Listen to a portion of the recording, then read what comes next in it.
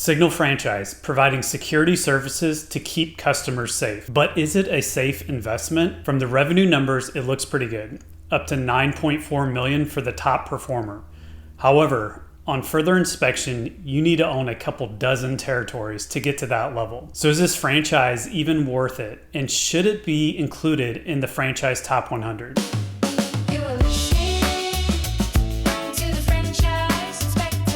Today we're going to analyze the numbers for the Signal franchise. We'll also cover the concerning customer and employee reviews, as well as the heavy fee structure that will surely cut into franchisee margins. A bit of a history, Signal 88 was founded in Omaha, Nebraska in 2003. The company offers mobile patrol and dedicated security staffing for both residential and commercial customers. After 4 years of operating the corporate location in Omaha, the company started franchising its business, and by the end of 2022, the franchise system had 963 outlets open. 2024 continued the rapid growth.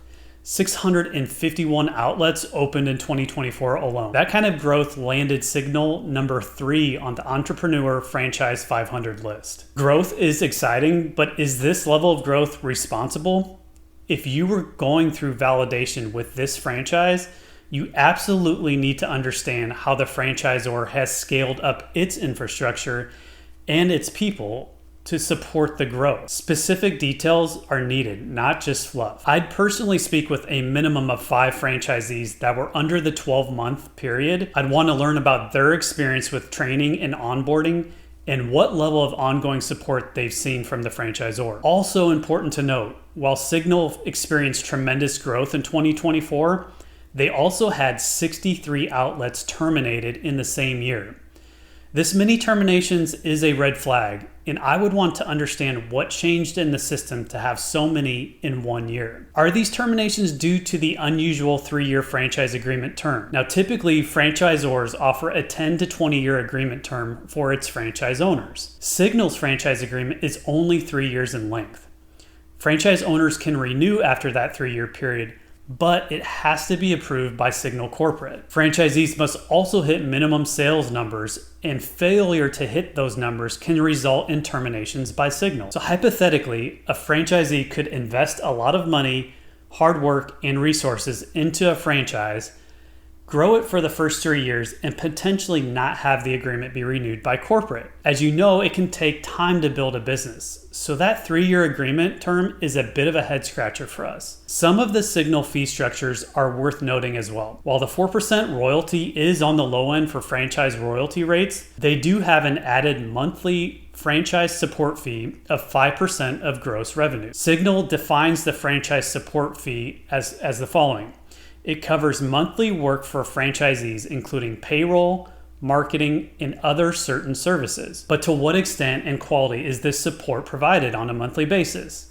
And how has that support held up with the addition of 651 outlets last year alone? Again, that would be something to ask existing owners. Lastly, Signal charges a 2% strategic partner fee for contracts referred by corporate. Combined, all of those expenses are 11% of gross sales that come out monthly before other expenses and taxes. One last note before we get into employee reviews of Signal. There are actually heavy supplier restrictions on franchisees. Franchisees must buy vehicles, wraps, uniforms, insurance, and other items from approved vendors only.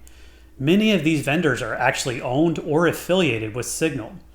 This means that Signal, as the franchisor, receives rebates and kickbacks.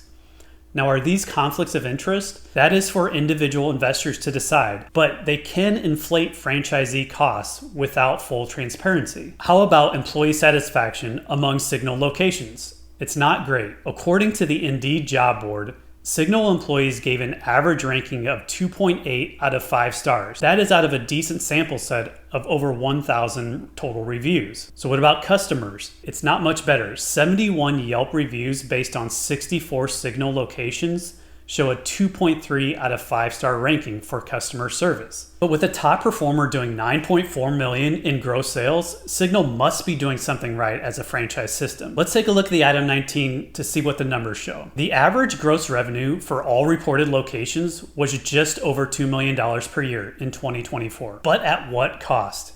When you look closer, To get to that average gross revenue, franchisees on average owned 11.47 territories each. That's almost 11 and a half territories to get to $2 million in gross revenue. That is a lot of territory to invest in and cover. Just one territory will cost you $150,000 in franchise fees, according to the item 7, and it only produces $180,510 per territory on average. Apparently, you can buy up to even $5 million in franchise fees for territories. Now, that's a lot to invest in franchise fees to get to a gross revenue that is average.